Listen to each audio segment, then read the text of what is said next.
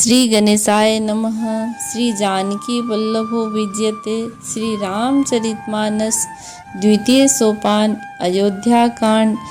सिया राम जय राम सिया राम जय सिया राम। जय सिया राम। पिछले एपिसोड में हमने दोहा नंबर 15 तक की कथा सुनी थी। अब आगे की कथा इस प्रकार है। सिया राम जय राम सिया राम जय सिया राम। भरत शपथ तो ही सत्य कहूँ, परिहरि कपट दुराऊ। हरस समय विस्मय करसी, कारण मोहि सुनाऊ। सियावर राम जय राम। एक ही बार आस सब पूजी, अब कछु कहब जीभ कर दूजी। होरे जोग कपार अभागा, भले कहत दुख रहे उरे नागा। कही झूठ फुरी बात बनाई, ते प्रिय तुम ही करो मैं माई। हमहु कहबी अब ठकुर सुहाती, नाही त मौन रहब दिन राती। करी कुरूप विधि पर बस कीना, बाबा सुलुनी लई जो दीन्हा। को निप हो हम ही है कहानी, चेरी छाड़ी अब होब किरानी। जारे जोग सुभाव हमारा, अनभल देख न जाई तुम्हारा। ताते कछुक बात अनुसारी, क्षमई देवी बड़ी चूक हमारी।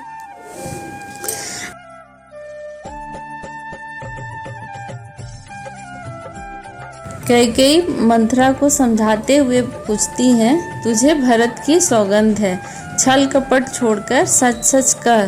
तू हर्ष के समय विषाद कर रही है, मुझे इसका कारण सुना। मंथरा ने कहा, सारी आशाएं तो एक ही बार कहने में पूरी हो गई, अब तो दूसरी जीभ लगाकर कुछ कहूँगी। मेरा अभागा कपाल तो फोड़ने ही योग्य है। जो अच्छी बात कहने पर भी आपको दुख होता है, जो झूठी सच्ची बातें बनाकर कहते हैं, हे माई वे ही तुम्हें प्रिय हैं और मैं कड़वी लगती हूँ। अब मैं भी ठकुर सुहाती यानी मुंह देखी कहा करूँगी, नहीं तो दिन रात चुप रहूँगी। विधाता ने क्रूप बनाकर मुझे परवश कर ही दिया, दूसरे को क्या दोष दे। जो बोया सो काटती हूँ, दिया सो पाती हूँ। कोई भी राजा हो, हमारी क्या हानि है। दासी छोड़कर अब मैं क्या रानी होंगी, अर्थात रानी होने से तो रही। हमारा स्वभाव तो जलाने ही योग्य है, क्योंकि तुम्हारा अहित मुझसे देखा नहीं जाता, इसलिए कुछ बात चलाई थी। किंतु हे देवी, हमारी बड़ी भूल हुई, हमें क्षमा करो। अब आगे। सिया राम जय राम सिया राम जय सिया राम। गूढ़ कपट प्रिय वचन सुनी, तिया अधर बुद्धि रानी।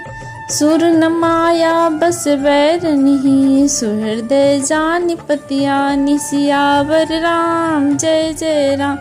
आधार रहित अस्थिर बुद्धि की स्त्री और देवताओं की माया के बस में होने के कारण रहस्य युक्त कपट भरे प्रिय वचनों को सुनकर रानी कैकेयी ने वैरिन मंथरा को अपना सुहृदय यानी अहैतुक हित करने वाली जानकर उसका विश्वास कर लिया। बार बार रानी उससे आदर के साथ पूछती हैं, मानो भिल्ली के गान से हिरनी मोहित हो गई हो। जैसे भावी यानी होनहार है, वैसे ही बुद्धि भी फिर गई। दासी अपना दाव लगा जानकर हर्षित होती है और तुम पूछती हो, किंतु मैं कहते डरती हूँ, क्योंकि तुमने पहले ही मेरा नाम घर फोड़ी रख दिया है।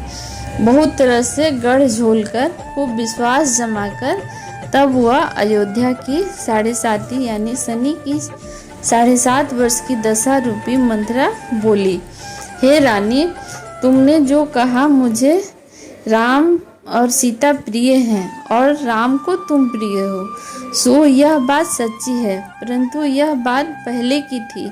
वे दिन अब गए।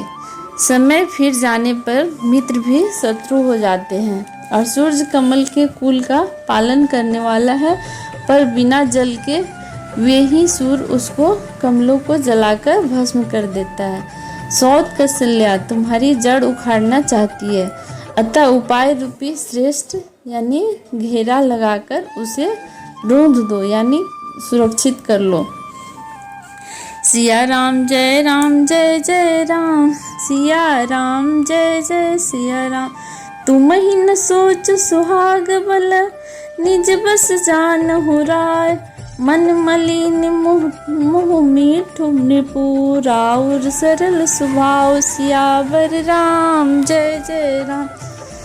चतुर गंभीर राम महतारी, बिच पाई निज बात संवारी।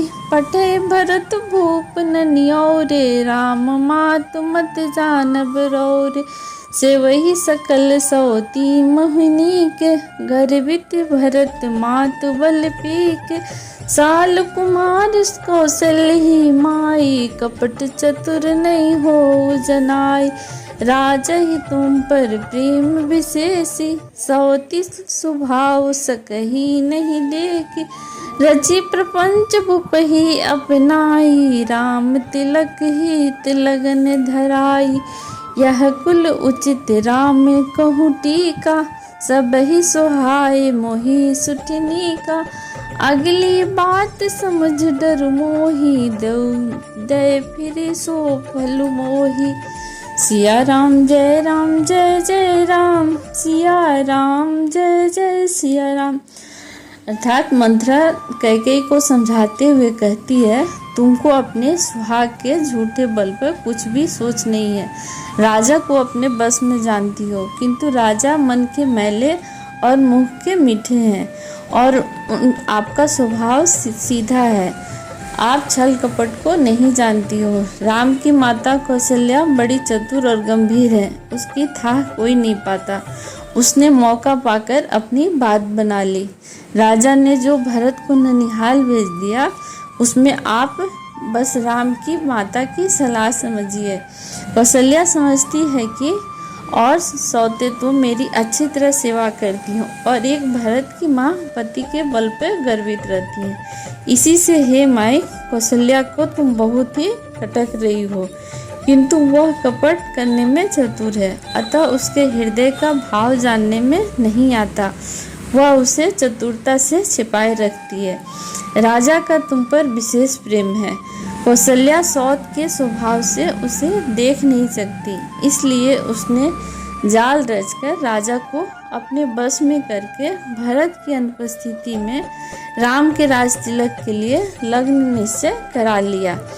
राम को तिलक हो, यह कुल रघुकुल के उचित ही है, और यह बात सभी को सुहाती है, और मुझे तो बहुत ही अच्छी लगती है। परंतु मुझे तो आगे की बात विचार कर डर लगता है, और देव उलटकर इसका फल उसी कौशल्या को देगा। जय सिया राम। अब तक की कथा यहीं पे, आगे की कथा अगले एपिसोड में।